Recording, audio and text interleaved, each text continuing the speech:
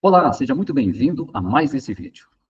Nesse vídeo eu quero trazer à tona uma explicação a respeito da pergunta: por que Deus levará pessoas para o céu? Por que Deus leva pessoas para o céu? Qual é o propósito de ele fazer isso? O meu nome é Valdir Camilo, eu sou cristão, pesquisador das Escrituras e também sou terapeuta especialista em saúde emocional. E eu vou considerar aqui uma pergunta que foi colocada para mim no meu canal, da Vânia. Ela colocou o seguinte: independente de religião, desde adolescente eu lia a Bíblia e acreditava que viveríamos na Terra. Então, o que vamos fazer no céu? Deus deixou a terra para a gente cuidar, apreciar a natureza, as cachoeiras, os rios, cuidar dos animais. O que vamos ter no céu? Não é uma crítica. Sinceramente, queria uma explicação. Construiremos famílias no céu? Então, muito boa essa colocação feita, é uma pergunta sincera, feita pela Vânia, e eu terei prazer em considerar aqui de acordo com o que a Bíblia diz. Eu utilizo o critério da própria Bíblia para entendê-la. Então, Romanos capítulo 12, versículo 1, fala que temos que usar a faculdade de raciocínio, literalmente a lógica. E 1 Coríntios 4, versículo 6, fala que não devemos ir além do que está escrito. Então, o que está escrito é o que importa, ok? Então, respondendo à sua pergunta, Deus criou a terra para ser habitada. Tá? Isso está em Isaías capítulo 45, versículo 18. Então, o propósito original de Deus era que o ser humano vivesse para sempre na terra. E ele vai cumprir esse propósito, porque Deus não volta atrás. Mas aconteceu de haver o pecado. E o pecado, ele acabou interferindo parcialmente nesse propósito. A humanidade se afastou de Deus. Então, Deus, para redimir a humanidade, trazer a humanidade de novo à perfeição e fazer com que ela viva na terra, Deus criou um novo propósito: levar pessoas para o céu. Para que essas pessoas, que se tornarão seres espirituais, possam ajudar a humanidade que aqui estará a retornar à perfeição.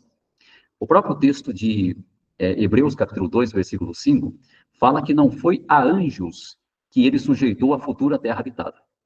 Então, ele não colocou os anjos para essa função, de trazer a humanidade à perfeição. Então, Deus tem um propósito de constituir um reino celestial composto de pessoas que já foram humanos para ajudar os que aqui estarão como humanos a retornar à perfeição. E esses que vão para o céu, no caso, serão os cristãos, porque a Bíblia coloca isso no inteiro Novo Testamento, são os cristãos que vão para o céu, eles terão três funções específicas que a Bíblia fala: serão reis, serão sacerdotes e serão juízes, tá? Eu vou citar até os textos que comprovam isso. Então, 2 Timóteo 2,12 fala: se continuarmos perseverando, também reinaremos com ele, com Cristo. Então, os cristãos serão reis. 1 Pedro 2,5 fala dos cristãos como constituindo um sacerdócio santo. Então, o que faz um sacerdote? De acordo com Hebreus capítulo 5, versículos 1 e 2, o sacerdote, ele oferece sacrifícios pelo pecado. E ele também consegue lidar de modo compassivo com alguém ignorante, porque ele também é imperfeito. Então, os cristãos que estarão no céu, eles foram imperfeitos, lidaram com falhas. Entre os cristãos, haverá, entre os que estarão no céu, então, são pessoas que já foram humanos, foram homens, foram mulheres, né? E passaram por dificuldades, tiveram que lidar com fraquezas, tiveram que vencer vícios. Então, eles sabem entender a situação do ser humano. E por conta disso, eles poderão ajudar a humanidade a se restabelecer. O texto também de 1 Coríntios 6:2 fala que serão juízes, porque também julgarão a humanidade, ok? Então, no reino celestial, os cristãos glorificados terão a função de ajudar a humanidade a se reconciliar com Deus de forma perfeita. Então, veja que plano, que propósito magnífico é esse de Deus, né? Ele utilizar humanos, né, pessoas que já foram humanas, que entendem as fraquezas dos humanos, para governar sobre humanos, para ajudar os humanos a atingir a perfeição, utilizando os benefícios do sacrifício de Cristo, e para julgar também essas pessoas. Então, é muita sabedoria da parte de Deus fazer isso. E quem é que estará aqui na Terra? Os não cristãos, né? Tanto os antes de Cristo, aqueles que não começaram, não fizeram parte da igreja cristã, porque o cristianismo começou com a igreja cristã no Pentecostes de 33, era comum. Então, aqueles anteriores, eles não foram ungidos com o Espírito Santo, não nasceram de novo da água e do Espírito. Então, são pessoas que viverão aqui na Terra, ok? E também, após o Armagedon, a Bíblia fala em Apocalipse capítulo 20, versículo 3, que nações sobreviverão, nações enganadas por Satanás. Tanto que Satanás será tirado do cenário, será preso para que não engane mais essas nações. Então, essas nações enganadas também entrarão para o milênio.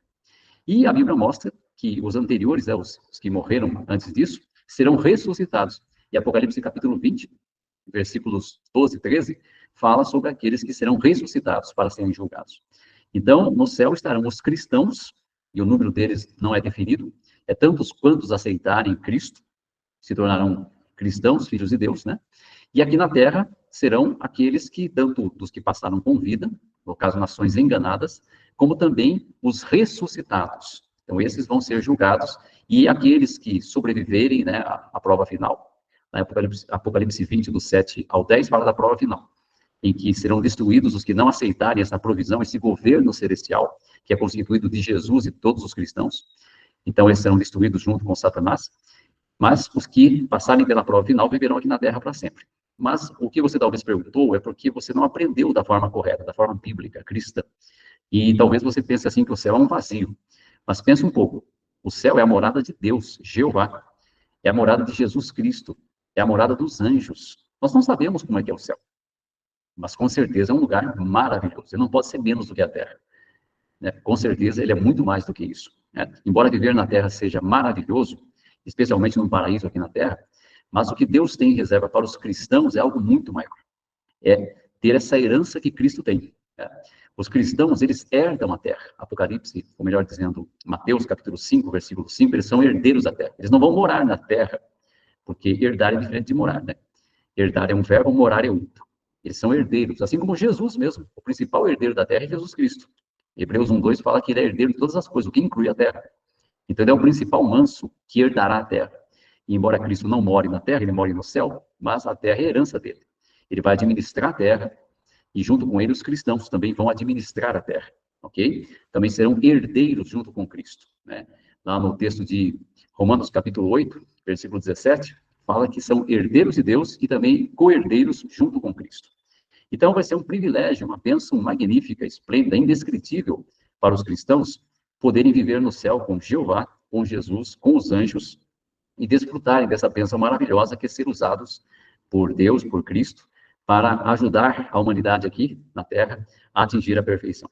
Então, isso é o que a Bíblia mostra conforme os textos que eu mostrei aqui, que eu citei aqui para você, tá bom? Espero ter te ajudado, né? Se fez sentido para quem assistiu aqui, compartilhe esse vídeo, né, para que mais pessoas possam também entender o que a Bíblia de fato ensina.